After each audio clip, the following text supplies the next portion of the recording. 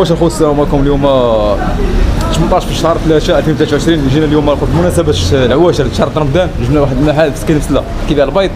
شوفوا الاشمنه ديال البيض، خليكم معنا اخويا باش تشوفوا الثمن ديال البيض. ما تنساوش تبارطاجيو هذا الفيديو، لايك بارطاج مع العشره. تحياتي. غنبداو اول البيض مثلا كاين 26 ديال 26. ها البيض ها هو ديال 26 الثمن 26. كاين الثمن ديال هذا البيض هذا اللون هذا 26. هذا الثمن 26. كان بيض صغير شويه كما شفتوا معنا 26. الثمن اللي كاين دابا حاليا، الثمن حاليا اللي كاين دابا بالنسبه للناس اللي ماشي الثمن، الثمن هذا 26.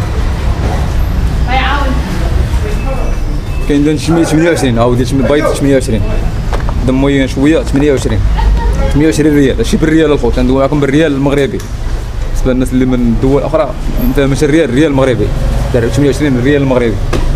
كاين ثاني هذا البيض ثاني موين شويه 28 من 28. كاين ثاني ديال 26 من 26 حتى 28. بالنسبه كاين البيض البلدي، بالنسبه للبيض البلدي 44 حاليا كاين 44 ثمن 44 ريال البيضه. كاينو ثاني 36 البيض ديال 36 بيض شويه بيض مليح شويه ولكن الثمن 36 ريال تعبر 36 ريال. كاين هاك البيض الصغير.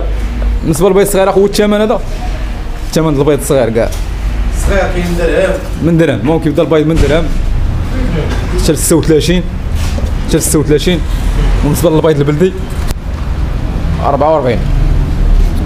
بارطاجيو هذا الفيديو مع والديكم، مع واش كل الناس اللي ماشي باغيين يعرفوا الاثمنه ديال البيض او بغا يتقداو البيض مثلا، ونبارطاجيو هذا الفيديو اخوش وقلنا الراي ديالكم في الاثمنه مثلا. وكاين شي هذا البيض بالنسبه للثمن هذا حلو 28. ومن اللي بغا ياخذ بلاطو ديال البيض الثمن واحد يبقى 28. هادشي اللي كاين اليوم. شاركنا معكم بارطاجنا معكم فيديو. تحياتي فيديو جديد ان شاء الله. الله يدير الخير. يلا المرضي الله يعاونك، الله يسخر الامور، الله يعاونك.